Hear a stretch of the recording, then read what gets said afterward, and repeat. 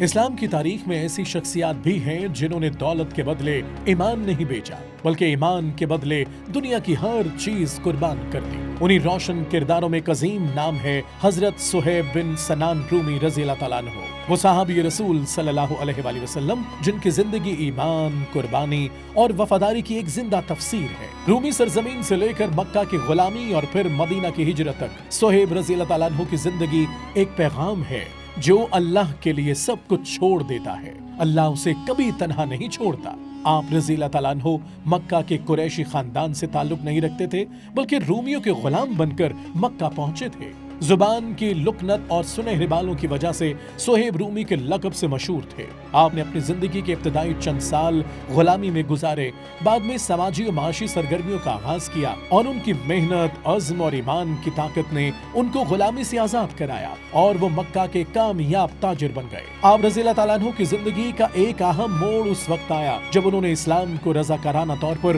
خود حاضر ہو کر قبول کیا۔ دار ارقم کے دروازے پر کھڑے ہو کر جب انہوں نے حضرت عمار بن یاسر رضی اللہ تعالیٰ عنہ سے ملاقات کی اور حضرت محمد صلی اللہ علیہ وآلہ وسلم سے اسلام کی دعوت سنی تو آپ نے فوراً اس دین کو قبول کیا۔ اس وقت قریش کا دباؤ تھا تاکہ مسلمانوں کو خوف میں مبتلا رکھا جائے اور دوسرے لوگوں کو اپنے کنٹرول میں رکھا جائے۔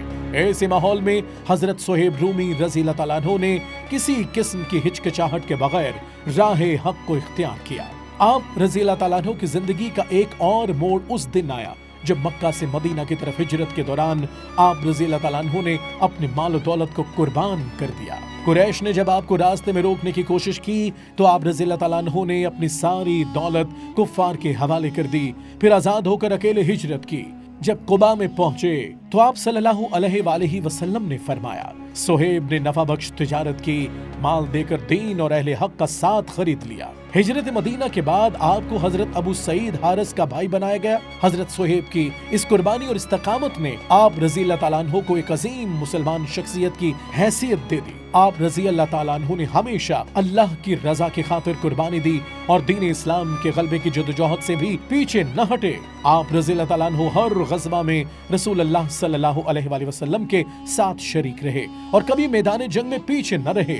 عشق رسول صلی اللہ علیہ وآلہ وسلم کا یہ حال تھا کہ میدان جنگ میں آپ کے دائیں بائیں آگے پیچھے جہاں سے خطرہ محسوس کرتے بطور محافظ سینہ سپر ہو جاتے۔ آپ رضی اللہ تعالیٰ عنہ نے جماعت حقہ کے مزاج شناس اور فعال ممبر بن کر کردار ادا کیا۔ آپ حضرت عمر کے قریبی دوستوں میں شمار ہوتے تھے اور آپ نے ہی حضرت عمر رضی اللہ تعالیٰ عنہ کی نماز جنازہ پڑھائی۔ حضرت صہیب کی وفات شوال المکرم 38 ہجری میں مدینہ طیبہ میں ہوئی اور جنت البقیع میں مدفون ہے۔